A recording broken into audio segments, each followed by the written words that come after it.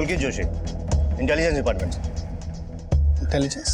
देखिए, मैं जानता हूँ कि स्वामी अधिराज की वजह से आप लोग पुलिस के रडार पे हैं, लेकिन अगर आप लोग हमारे साथ थोड़ा कोऑपरेट करेंगे तो मैं आपको इस मुसीबत से बचा सकता हूँ। तो सीरियस से जुड़े जितने भी संदिग्ध थे उन सबको राउंड अप करना शुरू कर दिया है।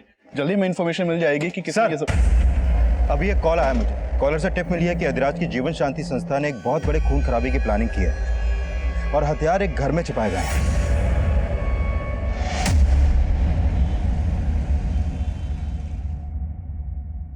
पूजा बेटा, ये देख। अरे भाई, लड़के तो सारे ही सही हैं। तुझे इनमें से कोई लड़का पसंद है तो बता, रिश्ते की बात चलाते हैं फिर। पापा, सच बोलूं तो मुझे इनमें से कोई भी लड़का पसंद नहीं। मैं बस इतना चाहती हूँ कि मेरा हस्बैंड एक गवर्नमेंट ऑफिसर, स्टेबल जॉब और सिक्योर्ड फ्यूचर। That's it. शादी में बहुत दहेज देना पड़ेगा। हाँ, इसका भाई तो कुछ करता नहीं, सब माँ बाप को ही तो देना पड़ेगा। अरे माँ तुम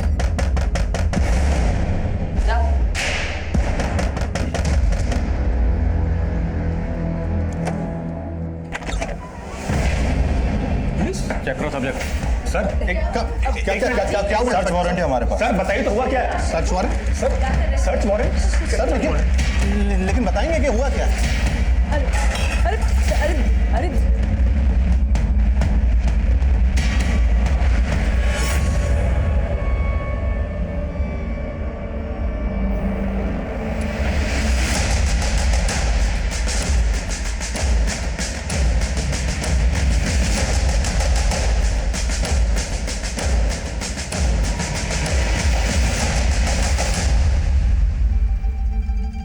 हमारी समझ में कुछ नहीं आ रहा है कि वो हथियार यहाँ कैसे आए। सर हमें लगता है हमें कोई फंसाने की कोशिश कर रहा है। कोई दलील नहीं चलने वाली। तुम लोग इस अधिराज के लिए काम करते हो ना? अधिराज नहीं, स्वामी अधिराज कहिए। उनका इसमें कुछ भी लेना देना नहीं है। वो गुरु है हमारे। गुरु के शिष्य के घर में बंदूकें क्या कर रही? बंदूकें घर में नहीं, घर के पीछे मिली है। कोई भी आके छुपा सकता है। ये हमारे गुरुजी और हमारे परिवार को बदनाम करने की चाल है किसी की। शहर की सुरक्षा का मामला ऐसे नहीं जाने दे सकते। देखे उन्हें।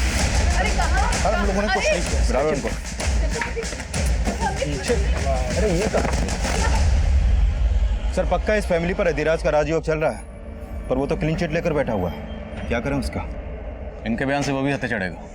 इनकी ऐसी कुंडली निकालो कि सफाई देने के लायक ही नहीं रहा। और उस कॉलर के बारे में पता करो जिसने हथियारों की टिप दी थी। हो सकता है उससे अधिराज के बारे में कोई इन्फॉर्मेशन मिले।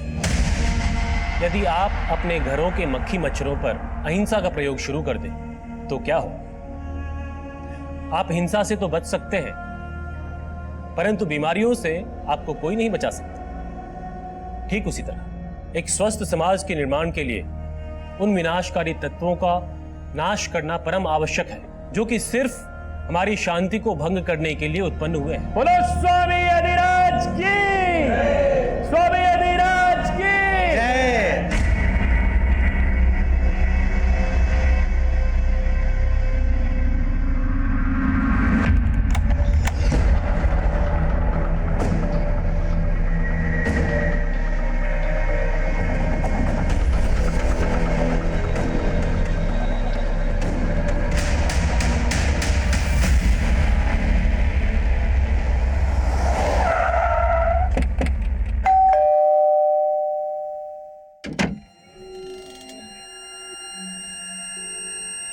हमें रमेश शुक्ला से मिलना।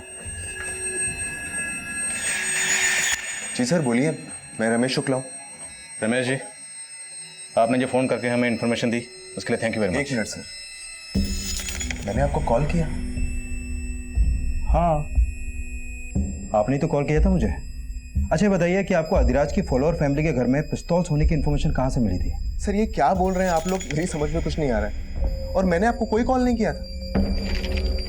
लेकिन मुझे जिस नंबर से कॉल आया वो आपके ही नाम पर इसी एड्रेस पर रजिस्टर्ड है। ये देखिए। सर ये एड्रेस तो मेरा है सर, लेकिन ये नंबर तो मेरा है ही नहीं। लेकिन रमेश जी, 15 दिन पहले ये नंबर आप ही के डॉक्यूमेंट से खरीदा गया। आप इस्तेमाल नहीं कर रहे तो कौन कर सकता है?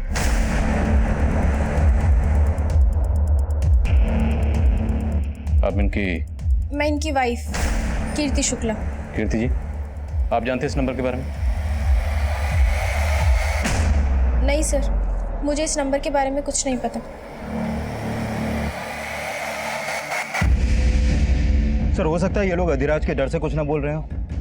यादव, ये नंबर 15 दिन पहले खरीदा गया, उसे सिर्फ एक कॉल किया गया और तुम्हें, उसके बाद से ये नंबर बंद है। मामला कुछ और है। तिवारी परिवार के खिलाफ कुछ मिला? सर मैंने चेक किया लेकिन अभी तक कुछ खास नहीं मिला है। और हाँ सर, तिवारी परिवार में वो माता जी निर्मला तिवारी, सिर्फ उनका ही अधिराज के आश्रम में आना जाना है, और वो भी मोबाइल यूज़ नहीं करती हैं। तो घर के पिछले हिस्से में हथियार हैं, ये सिर्फ निर्मला देवी को पता होगा या पूरे परिवार को?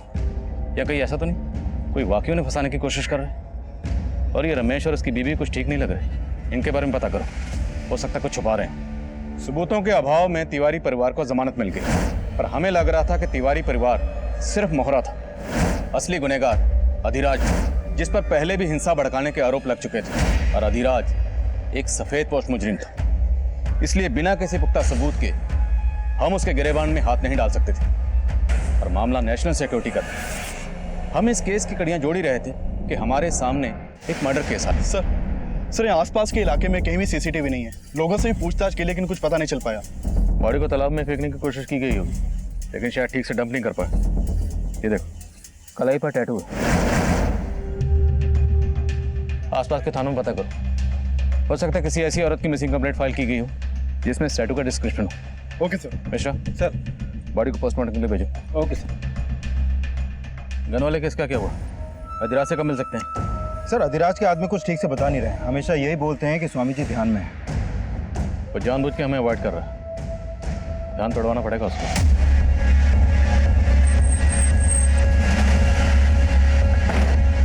कहिए। अधिराज से मिलना।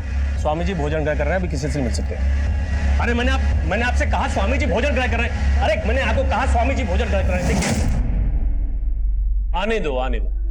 आइए बैठिए, इनके लिए भी भोजन लगाइए। हम यहाँ खाना खाने नहीं आए, तेरी खुराक जानने आए। सुना तुम्हारी संस्था के लिए हथियार बन रहे हैं? हम तो शुरू से ही असामाजिक तत्वों के निशाने पे हैं। यदि उनका बस चले तो हमारे आश्रम में भी 2-4 बम गिरा दें। बातों के दिखाते हो तुम लोग। तुम्हारी शिष्या निर्मला तिवारी के घर पर 5 पिस्तौल मिले, बाकी असला बारूद कहाँ छुपा रखा?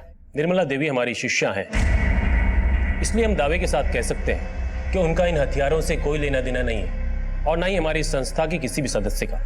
यह अवश्य हमारे शत्रुओं की चाल है, एक षड्यंत्र है।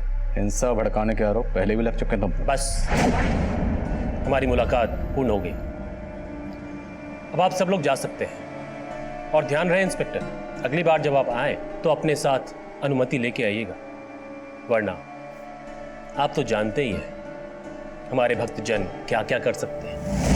हम तो जानते हैं कि तुम्हारे भक्तजन क्या क्या कर सकते हैं, लेकिन शायद तुम नहीं जानते कि हम क्या कर सकते हैं। अब आप कहाँ जा रही हैं? गुरुजी से मिलने। बात तुम्हारे आगे तो हाथ जोड़ रहे हैं हम। इतना सब कुछ हो गया घर में, लेकिन गुरुजी गुरुजी ने हमेशा हमारा भला चाहा है, और आगे भी हमारी नैया वही पार लगाएंगे। माँ जी, नैया डूब रही है, अब तो स्वामी जी की पतवार छोड़ दो।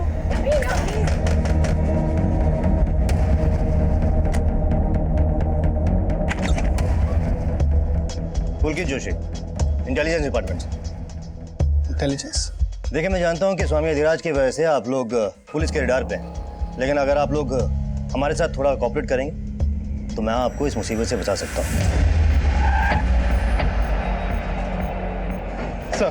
सर, जिस औरत की लाश हमें तालाब के पास मिली थी, कानपुर के किसी भी थाने में उसकी मिसिंग कंप्लेंट फाइल नहीं हुई है। कानपुर के बाहर पता करो। Okay sir. सर, मैंने रमेश शुक्ला और कीर्ति शुक्ला इन दोनों के कॉल रिकॉर्ड चेक किए। सर, इस कीर्ति शुक्ला का निर्मला तिवारी के पोते सुदीप से अफेयर का इंडिकेशन मिला है। मतलब तिवारी परिवार और शुक्ला परिवार में कोई ना कोई कनेक्शन जरूर है। रमेश शुक्ला के नाम से जो सिम खरीदा गया, उससे ये टिप मिलना कि तिवारी परिवार के घर में हथियार हैं, इसका स्वामी अधिराज या उसकी संस्था से कोई ना कोई ताल्लुक जरूर है, जो ये दोनों फैमिलीज हमसे छुपा रही हैं।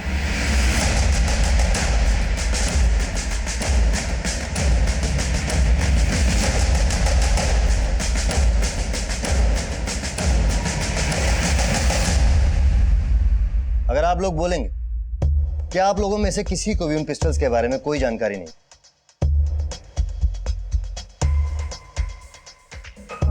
तो इस बात का विश्वास तो मैं भी नहीं करूं। लेकिन सर, हकीकत तो यही है कि हमारा उन हथियारों से कोई लेना देना नहीं है। रमेश शुक्ला और उसकी बीवी कीर्ति शुक्ला, उनका किससे लेना देना?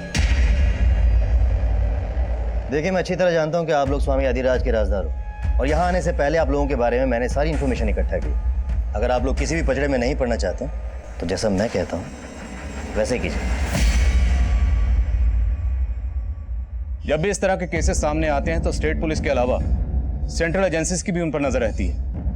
आईडी सेंट्रल गवर्नमेंट के लिए काम करती है, जो कभी कभी स्टेट पुलिस को बाईपास करके अपनी इन्वेस्टिगेशन करती है, जिसकी भनक हमें भी नहीं होती। पुलकित जोशी और तिवारी परिवार की मुलाकात के बारे में हमें कुछ नहीं पता था। दरअसल उस वक्त इस केस में ऐसा बहुत कुछ हो रहा था जो हमारी नजरों के परे था।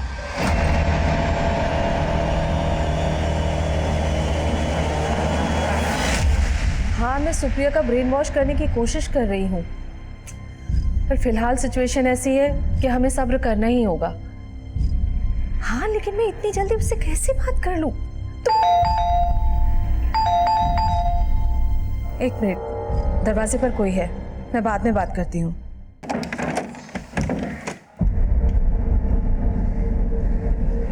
कहाँ थी तू? सुप्रिया, कितनी देर से फोन लगा रही थी तुझे? फोन क्यों नहीं उठा रही थी मेरा? सुप्रिया, तुझे पता है ना कितनी फिक्र होती है तेरी मुझे। आपको मेरी फिक्र कब से होने लगी?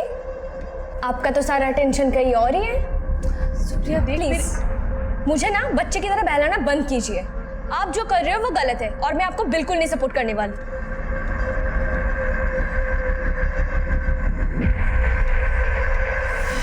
सर देखिए, कोई गलतफहमी हुई है आपको। सर देखिए, हम मानते हैं कि कीर्ति से हमारी फोन पर बातचीत होती थी, लेकिन पहले हमको आइडिया नहीं था कि वो इस हद तक जा सकती है। अब तो हमको पक्का यकीन हो रहा है कि ये सब उसी की करतूत है। क्यों? ऐसा क्या था? कीर्ति ऐसा क्यों करेगी? सर, कीर्ति से हमारा कांटेक्ट एक सोशल नेटवर्किंग साइट पे हुआ था। वो अपनी लाइफ से बहुत ही डिप्रेस्ड थी। फिर तो हमारी बातचीत होती थी सिर्फ, लेकिन उसके बाद हम मिलने भी लगे थे। रमेश से शादी करना मेरी जिंदगी की सबसे बड़ी गलती थी सुदीप। वो बहुत डोमिनेटिंग है, आए दिन मुझ पे हाथ उठाता। मैं तो परेशान हो गई हूँ उससे। तुम मुझसे डिवोर्स दे दो। देखो, मैं तुमसे शादी करने के लिए तैयार हूँ, अगर तुम हाँ कहो तो। सर, मैंने सोचा भी नहीं था कि वो मेरा प्रपोजल ठुकरा देगी। उसका तो इंटेंशन सिर्फ फिजिकल रिलेशन बनाने में था, इसीलिए मैं उसको अवॉइड करना शुरू कर दिया। लेकिन उसे तो ये भी बर्दाश्त नहीं हुआ। सुदीप, तुम मुझे अवॉइड करके बहुत बड़ी गलती कर रहे हो। गलती तुम्हारे करीब आकर की थी मैंने, लेकिन अब सब खत्म हो चुका है। आइंदा मेरा रास्ता रोकने की कोशिश मत करना। तुमने मुझे समझ क्या रखा है सुदीप? अब देखो मैं तुम्हारा क्या करती हूँ। सर, जरूर उस कीर्ति नहीं हमारे घर में हथियार छुपवा करके ये पुलिस केस में हम सबको फंसा करके हमसे बदला लिया है। कि उसने क्या किया वो हम देख लेंगे। तुम ये बताओ, तुम्हारे और कीर्ति के अफेयर के बारे में कीर्ति के हस्बैंड को पता था? नहीं सर, मुझे कोई आइडिया नहीं है कि कीर्ति का किसी के साथ अफेयर था। तुम्हें तो ये भी आइडिया नहीं कि तुमने अपने ही नंबर से फ़ोन करके मुझे टिप दी थी। सुदीप और उसकी फैमिली को फंसाकर अपना बदला लेना चाहते थे। सर, मैं आपको पहले भी बोल चुका हूँ कि मैं उस नंबर के बारे में कुछ नहीं जानता। और वो हथियार जो सुदीप के घर में छिपाए गए, उसके बारे में भी कुछ नहीं मालूम? नहीं सर, मेरा इन सब से कोई लेना देना नहीं है। तो फिर किसका लेना देना है? तुम्हारी बीवी का? नहीं सर, मुझे उस नंबर के बारे में कुछ नहीं पता। तुम्हारे पति के डॉक्यूमेंट्स तुम्हारे अलावा और किसके हाथ लग सकते हैं? अब या तो तुम कुछ छुपा रही हो या तुम्हारा पति। तुम्हारा पति जानता है ना तुम्हारे और सुदीप के अफेयर के बारे में? नहीं सर, रमेश को कुछ नहीं पता। और रही बात सुदीप की, तो वो भी कोई दूध का धुला नहीं है। वो मुझसे शादी सिर्फ इसलिए करना चाहता था क्योंकि उसकी पूरी नज़र मेरी जायदाद पर थी। वो मुझसे शादी करके अपनी बहन के लिए दहेज का बंदोबस्त कर रहा था। सर, ये रमेश भी अपनी बीवी के लवर से बदला लेने के लिए उसको फंसवा सकता है। और ये भी हो सकता है कि कीर्ति वाकई में सुदीप के लिए ऑब्सेस्ड हो, पर सुदीप ने उसे घास नहीं डाली, इसलिए उसने बदला लेने के लिए सोचा। हो सकता है सुदीप ऑब्सेस्ड हो, कीर्ति ने उसकी इंटेंशन भाप ली हो और ये सुदीप कीर्ति को धमका रहा हो। स्वामी अधिराज की संस्था से हथियार जुटाना उसके लिए मुश्किल नहीं है। लेकिन सर, अगर ऐसा है तो रमेश इस बात से इनकार क्यों करेगा कि उसकी आईडी से लिए गए नंबर से उसने फोन करके कोई टिप नहीं दी? तो मतलब कोई चौथा है जिसका गेम इन दोनों फैमिलीज को फंसाना है।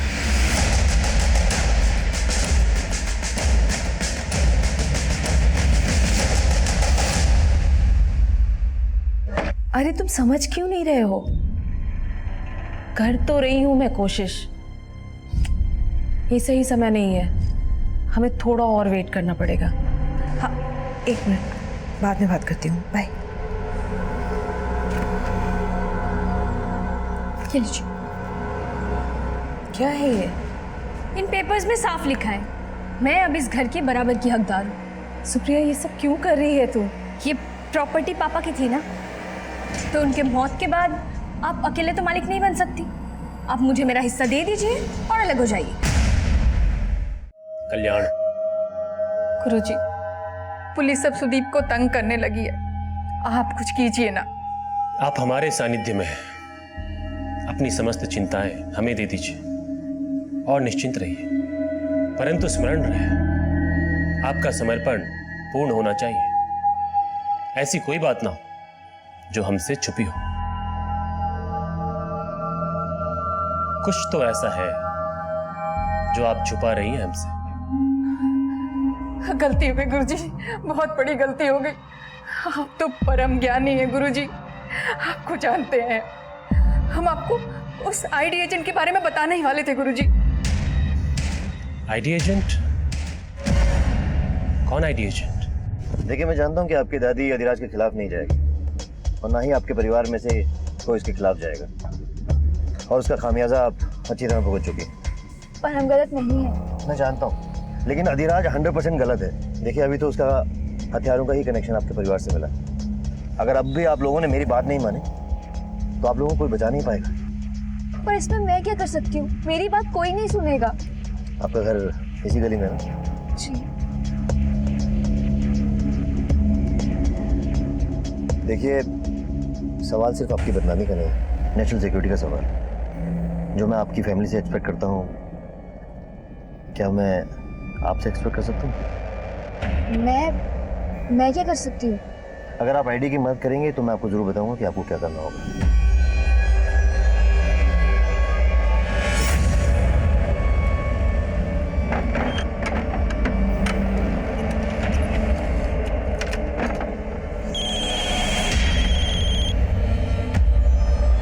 हेलो? नहीं, तुम यहाँ मत आओ, मैं ही आती हूँ।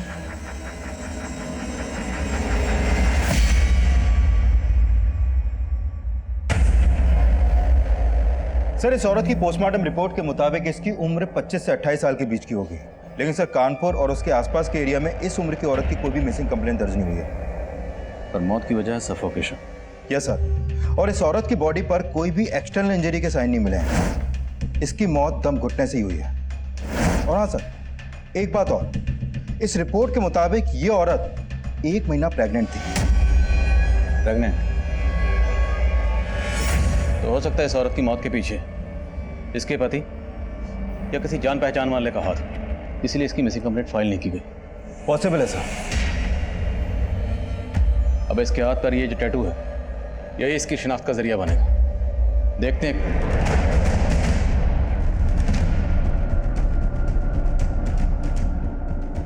आई थिंक ये टैटू मैंने कहीं और भी देखा है।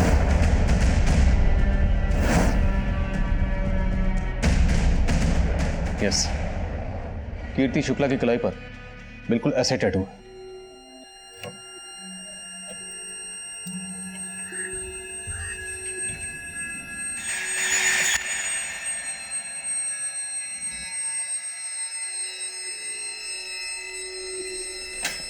रमेश, क्या ये सब? रमेश, मैं तुम्हें बताने ही वाली थी। क्या बताने वाली थी? बेवकूफ समझ के रखा है तुमने मुझे? आखिर दिखा दी तुमने अपनी जात। पहले खुद आईना देखो, तुम्हारी जात क्या है मालूम है मुझे। पता नहीं रोज कितनी लड़कियों के साथ जाकर सोते हो। रमेश, हाथ उठाना मुझे भी आता है। आज गलती कर दी, आइंदा मत करना।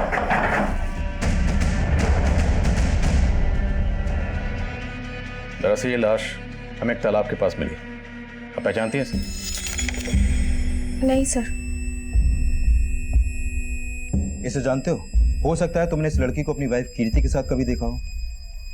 नहीं सर, मैंने इसे कभी नहीं देखा। पर आप ये सब मुझसे क्यों पूछ रहे हैं? क्योंकि इस औरत की कलाई पर बिल्कुल वैसे ही टैटू है जैसा आपकी कलाई पर। हाथ दिखाई। ये देखिए। फर्क सिर्फ इतना है कि इस औरत के हाथ में जो टैटू है उसमें ए लिखा है और आपके के। ये टैटू आपने कहाँ से बनवाया? याद नहीं है, बहुत टाइम हो गया है। याद नहीं मतलब? ये टैटू आपने कहाँ से बनवाया, आपको याद नहीं? हाँ सर, याद आया, गुलमोहर मार्केट से। गुलमोहर मार्केट में कहाँ से? शायद परम गैलरी। पता करो, शायद इस औरत ने भी वहीं से टैटू बनवाया हो जहाँ से कीर्ति ने बनवाया। और इस कीर्ति के कॉल रिकॉर्ड्स एक बार फिर से स्टडी करो। हो सकता है कीर्ति इस औरत को जानती हो और हमसे छुपा रही। Okay sir.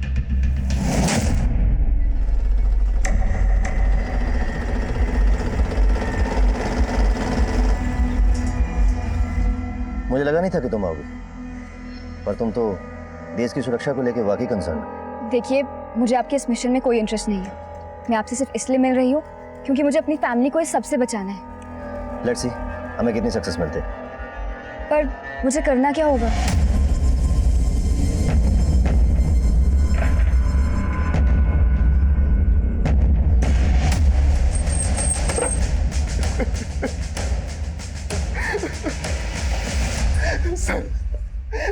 सर जब मैं घर आया तो दरवाजा लॉक था।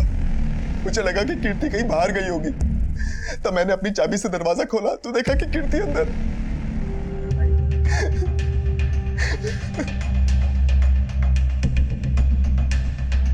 गोली आर पार हो गई, पॉइंट ब्लैंक रेंज से शूट किया गया। तेरे लॉक तो एकदम ठीक है। मतलब घर में फोर्स एंट्री का कोई निशान नहीं, लेकिन रमेश कह रहा था जब वो बाहर से आया तो ये लॉक बंद था। सर रमेश ने बताया कि ये चाबी कीर्ति की है जो घर से मिली, और ये चाबी रमेश की। कहीं रमेश दो चाबियों की कहानी तो नहीं बना रहा? नहीं सर, मैं झूठ नहीं बोल रहा। तो तुम्हारे और कीर्ति के अलावा ऐसा कौन हो सकता है जिसके पास तुम्हारे घर की चाबी होगी? क्योंकि घर में कोई जबरदस्ती नहीं घुसा, बाकायदा ताला खोल के घुसा। सर आपको तो पता ही है कि कीर्ति का सुदीप के साथ। सर हो सकता है कि कीर्ति ने शायद सुदीप को घर की दूसरी चाबी दे रखी हो। सर जाहिर है कि ये सुदीप पे शक जताएगा, और घर के आसपास कोई सीसीटीवी भी नहीं है। लेकिन मैं खबरियों से पता करवाता हूँ कि मर्डर के वक्त ये दोनों कहाँ थे। एक हफ्ता पहले जिस औरत की लाश मिली थी उसकी कलाई पर ठीक वैसे टैटू था जैसा कीर्ति की कलाई पर, पर अभी तक ना उस औरत की शिनाख्त हो पाई है और ना ही ये पता चल पाया कि वो टैटू कहाँ से बनवाया गया। दोनों के कत्ल के पीछे कोई ना कोई कॉमन कनेक्शन जरूर है।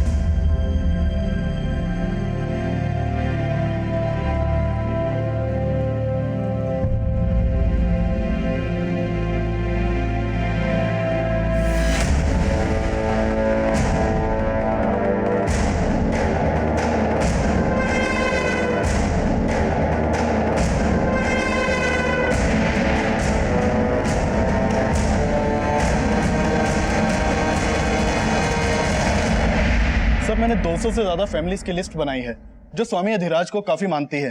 सब पर नजर रखो, किसी पर भी जरा सा शक हो तो उठा लो। Okay sir. सर कीर्ति की बॉडी में जो बुलेट मिली थी उसकी बैलिस्टिक रिपोर्ट आ गई है। जिस पिस्तौल से कीर्ति को मारा गया वो उसी तरह की पिस्तौल थी जो तिवारी परिवार के घर से मिली। हमें क्या लेना देना उस औरत से? अरे ऐसी औरत का तो मर जाना ही अच्छा था। हाँ लेकिन अब कीर्ति की मौत के बाद पुलिस फिर से हमारा जीना आराम कर देगी, उसका क्या? हमारा जीना क्यों हराम करेगी? आखिर हमने क्या किया है? हेलो, तुम्हारे भाई को पुलिस ने अरेस्ट कर लिया ना, लेकिन तुम तो कह रही थी कि तुम्हारी पूरी फैमिली इनोसेंट है। ये आप क्या कह रहे हैं सर? मेरा भाई घर पे ही है, अरेस्ट नहीं हुआ है।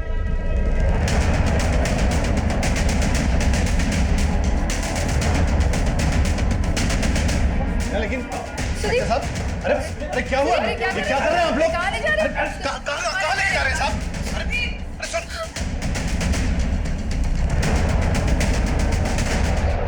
सर देखिए कोई गलत फहमी हुई है सर, हम शरीफ लोग हैं सर। आप बिना वजह उठा के लाए सर। देखिए कीर्ति की मौत उसी तरह की पिस्तौल से हुई है जो तुम्हारे घर से बरामद हुई। उसको तुमने नहीं मारा तो किसने मारा?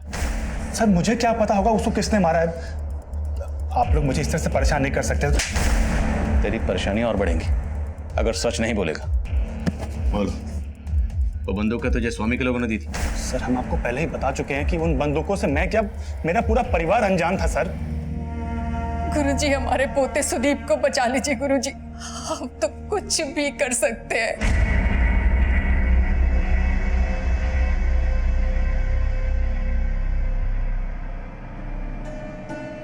देखिए, समय ठीक नहीं चल रहा है।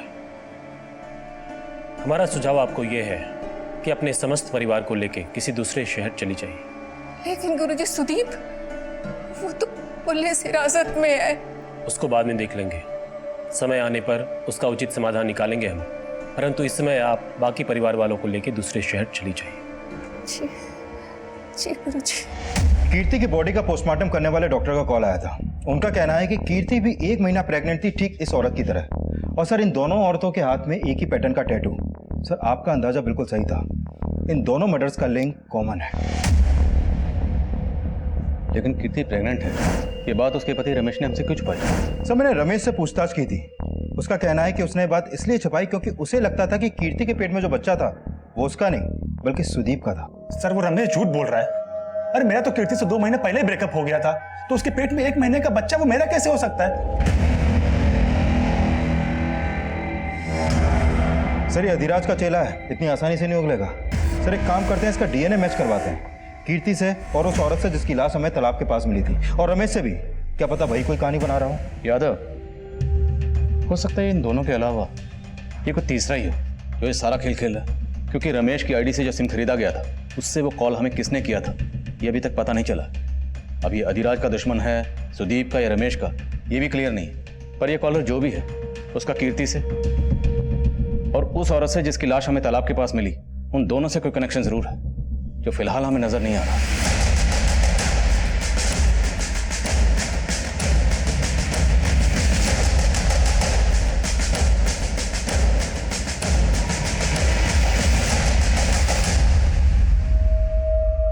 संभाल के लेके जाना और ऐसी जगह छुपाना कि किसी को भनक ना लगे।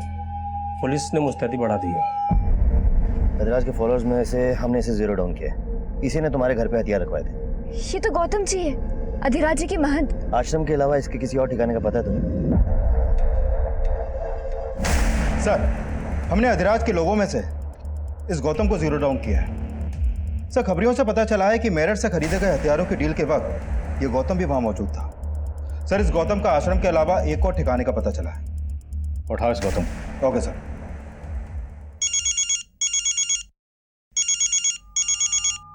हाँ पांडे,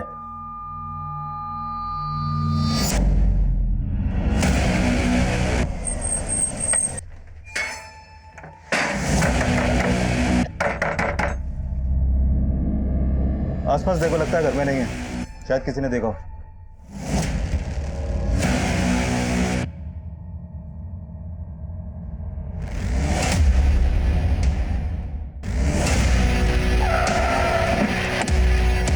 सर, इनका एक पड़ोसी इनसे मिलने आया था।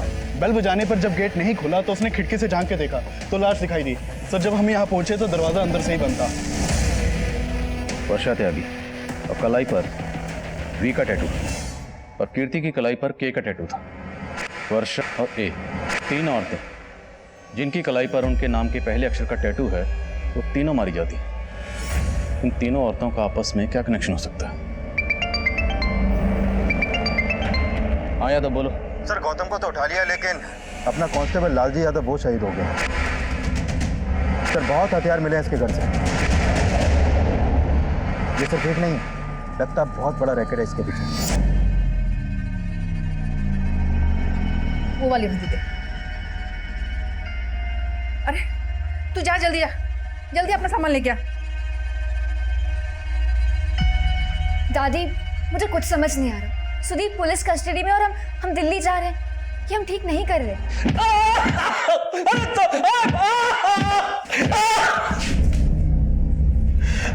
अब बोलेगा? बोल, किसने मारा? मानते हैं कि उस हवलदार को हमने मारा साहब, लेकिन उस औरत को नहीं मारा साहब। बोल, किसने मारा? इन औरतों के पेट में किसका बच्चा था? तेरा या तेरे स्वामी का? नहीं स्वामी जी का और ना ही हमारा। ये जो 3 औरतें मारी गई हैं ना, इस टैटू का तुझसे या तेरे उस स्वामी से क्या ताल्लुक है? बोल। ADK कोड है कोई? क्या मतलब है इसका? हमें नहीं मालूम ये क्या है, और इन औरतों से हमारा कोई संबंध नहीं है, और हमने इन्हें नहीं मारा है सर। तेरे घर में जो बंदूकें मिली हैं वो दिवाली पे आतिशबाजी के लिए रखी थी, ऐसे नहीं मानेगा। वॉश करो जरा इसे।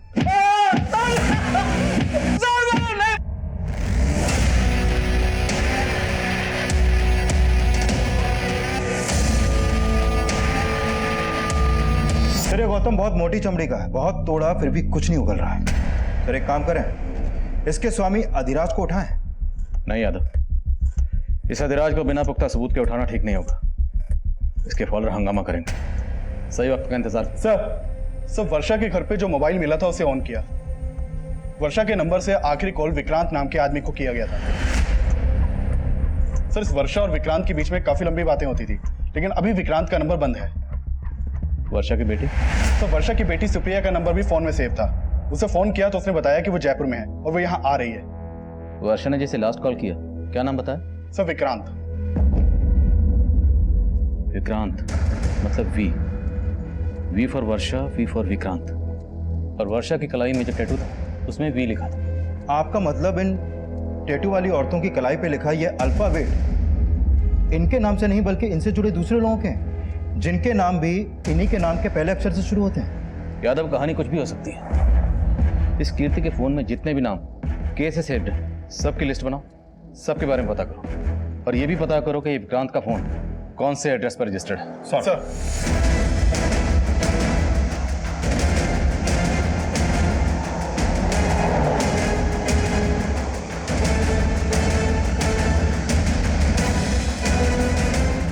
Hello, Kanpur airport. Sir Kirti के मोबाइल में 2-3 नंबर ऐसे हैं जो के से शुरू होते हैं, लेकिन कीर्ति की इन लोगों से उतनी बातें नहीं होती थी जितनी वर्षा की विक्रांत से होती थी। सर वर्षा जिस नंबर पर कॉल करती थी वो नंबर विक्रांत का है ही नहीं। दरअसल वो नंबर इस डॉली सिंह के नाम पर सुभाष नगर के एड्रेस पर रजिस्टर्ड है। सर ये photo mobile network service provider से मिला है। अगर वो नंबर डॉली का था तो वर्षा ने डॉली का नंबर विक्रांत के नाम से क्यों सेव कर रखा? सर पता चला है कि कानपुर से दिल्ली जाने वाली एक फ्लाइट में बॉम्ब है और निर्मला तिवारी और उसका परिवार उसी फ्लाइट से दिल्ली जाने वाला है।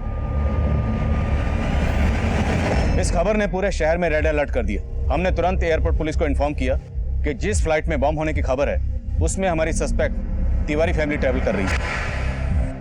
एयरपोर्ट पुलिस ने तिवारी फैमिली से पूछताछ की, लेकिन उनके लगेज में कुछ भी सस्पिशियस नहीं मिला और ना ही फ्लाइट में बॉम्ब था। फ्लाइट कैंसिल हो गई और तिवारी परिवार को रिलीज कर दिया गया। लेकिन हम अभी ये जानना चाह रहे थे कि तिवारी परिवार ने अचानक दिल्ली जाने का प्लान क्यों बनाया? क्या गौतम जी को आपने हथियारों के साथ पकड़ा? हथियार तो आपके यहाँ से भी मिले थे, फिर हैरान होने का इतना नाटक क्यों कर रही हैं? नाटक नहीं कर रहे थे साहब। गौतम जी को हम गुरुजी की तरह ही मानते थे और हमको कुछ नहीं पता है। जरूर कोई गलतफहमी है और सुदीप भी बेकसूर है, उसको छोड़ दीजिए। तो सुदीप के अंदर होते ही दिल्ली क्यों भाग रहे थे? भाग नहीं रहे थे साहब, वो तो गुरुजी ने कहा था इसीलिए जा रहे थे। पूजा ने कहा था मत जाओ, लेकिन पूजा का सर वो एयरपोर्ट में पूछताछ हुई थी ना हम लोगों से, वो पहले फ्री हो गई तो पहले निकल गई थी, पर अभी तक घर नहीं आई सर। घर नहीं मत। हाँ यादव बोलो। सर सुभाष नगर थाने से पता चला है कि डॉली सिंह की मौत तो 2 महीने पहले ही हो चुकी है। सर 2 महीने पहले डॉली की लाश उसके घर के बाथटब में ही मिली थी और इसकी कलाई पर भी सेम इसी पैटर्न का टैटू था। डॉली सिंह और कलाई पे डी का टैटू। इसकी जिंदगी में डी वाला कोई है?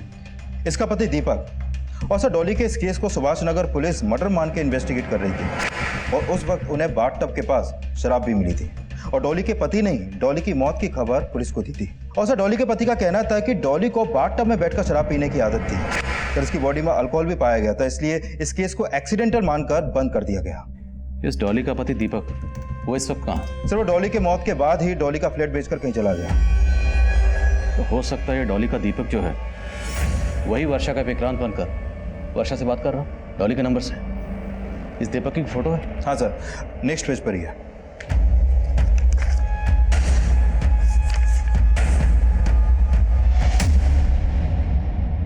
सर मैंने मम्मी को बोला था कि अब विक्रांत से दूर रहो, वो अच्छा आदमी नहीं है, पर मम्मी उससे शादी करना चाहती थी, इसीलिए मैं मम्मी से दूर रहने लगी थी। कि यही है विक्रांत? हाँ सर, यही वो आदमी है जिसकी वजह से मेरी मम्मी ने सुसाइड किया है। डॉली का दीपक ही वर्षा का विक्रांत है, तो क्या कीर्ति का के और इस औरत का ए भी है? सर ये आदमी इस औरत का ए है कि नहीं ये कह पाना मुश्किल है अभी, क्योंकि अभी तक इस औरत की कोई पहचान नहीं हो पाई है। लेकिन सुदीप कीर्ति से सोशल मीडिया से टच में आया था, तो हो सकता है कि ये आदमी भी कीर्ति से सोशल मीडिया के थ्रू मिला हो। सुदीप कीर्ति को भी अच्छी तरह से जानता था, तो हो सकता है सुदीप इस आदमी को भी पहचानता।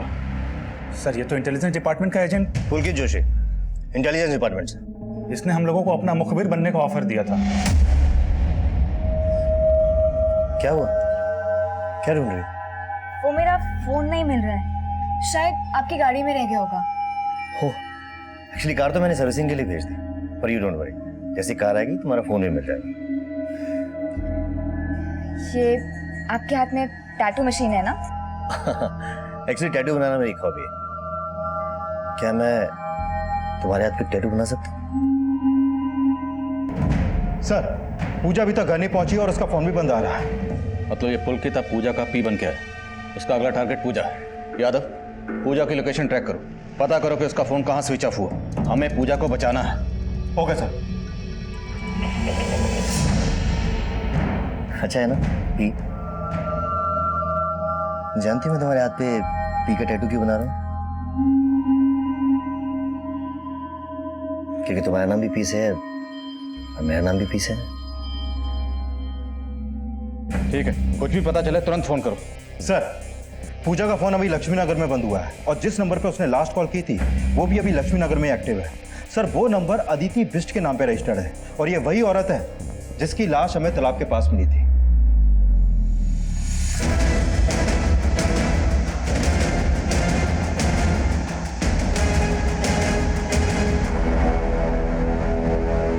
It means you love me.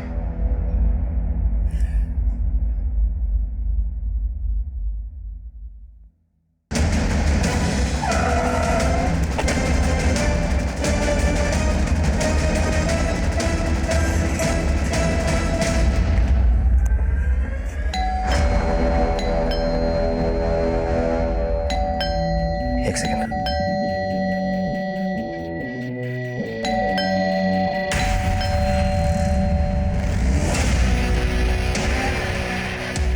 Vijay, gun लीजिए, गन लीजिए।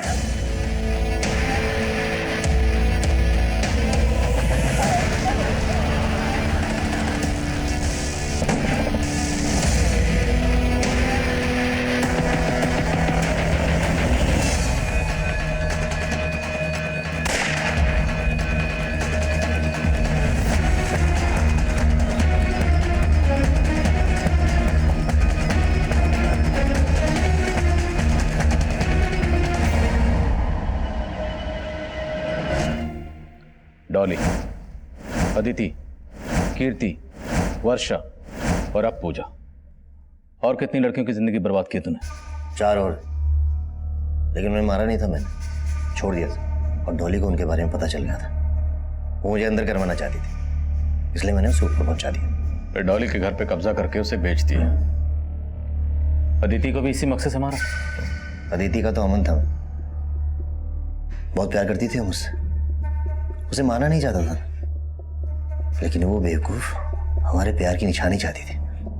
बच्चा, एंड आई हेट किड्स। और वर्षा से मैं उसका घर हासिल करना चाहता था, लेकिन वो अपनी बेटी के कारण शादी के लिए रेडी नहीं हो रही थी। और जब मुझे पता चला कि उसने अपना घर अपनी बेटी के नाम कर दिया, तो छोड़ दिया मैंने उसे, मारा नहीं। और उसकी मौत का जिम्मेदार तू ही है। तेरी वजह से डिप्रेशन में गई और उसने सुसाइड कर लिया। कीर्ति की जिंदगी में कैसे दाखिल हुआ? उससे मैंने सोशल मीडिया पे दोस्ती की, कमल बन के, और वो मेरे प्यार में से एंटी हो गई। और उसने मुझे सुदीप के बारे में सब कुछ बता दिया, और पूजा के बारे में भी, जिसकी शादी की दहेज के लिए सुदीप कीर्ति को फंसा रहा था। और फिर मैंने पूजा का मैट्रिमोनियल प्रोफाइल देखा। उसे देखती तो मैं उसके प्यार में पागल हो गया।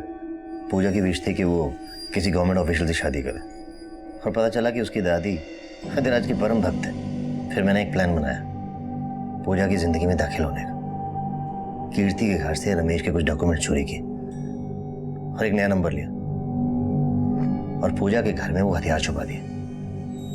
हदिराज आप लोगों के रडार पे पहले से ही था, इसलिए मैंने आप लोगों को जानबूझकर उसकी टिप दी। हेलो पुलिस स्टेशन, मैं आपको कुछ हथियारों के बारे में बताना चाहता हूँ। और पूजा का परिवार फंस गया, और मौका मिलते ही मैं उनके परिवार से इंटेलिजेंस डिपार्टमेंट का एजेंट बन के मिला। पुलकित जोशी, इंटेलिजेंस डिपार्टमेंट से। मेरा मकसद सिर्फ पूजा को इम्प्रेस करना था, लेकिन इसी बीच आपने कीर्ति को अदिति की फोटो दिखा दी और उसे मुझ पे शक हो गया। मुझे उसे मारना पड़ा। फ्लाइट में बम होने की खबर तूने दी थी ना? हाँ, तो क्या गलत किया मैंने? वो मुझे छोड़ के अपने परिवार के साथ दिल्ली जा रही थी। कानपुर एयरपोर्ट, कानपुर से दिल्ली जाने वाली फ्लाइट ARD 457 में बम। अब पूजा का अंजाम भी वही होता जो बाकियों का हुआ। ये तो किस्मत अच्छी थी उसकी, बच गई। अब सलाखों के पीछे जाएगा ना तो जिंदगी के लिए तरसेगा और एंड में तुझे मिलेगी फांसी।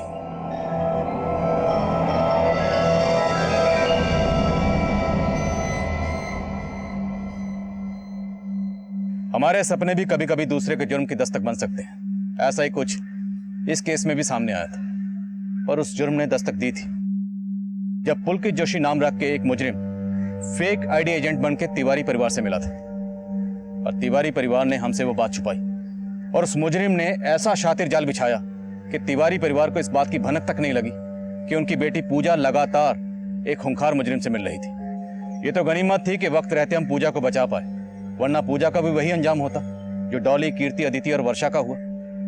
लेकिन स्वामी अधिराज और उनकी संस्था का इन जुर्मों से कोई ताल्लुक नहीं था। उनकी संस्था से जुड़े गौतम ने संस्था के बाहर रहकर हथियारों की खरीद फरोख्त की थी। वो अब न्यायिक हिरासत में है और कई नाम रखने वाले पुलकित जोशी का असली नाम जगबीर सिंह है। उस पर हत्या, धोखाधड़ी और आपराधिक साजिश का मुकदमा चल रहा है जिसका फैसला आना भी बाकी है। अब मैं आदिल खान आपसे इजाजत लेता हूं। आपसे फिर मुलाकात होगी एक नए केस के साथ। तब तक देखते रहिए क्राइम पेट्रोल 10 तक। मकसद बताना नहीं, बचाना है।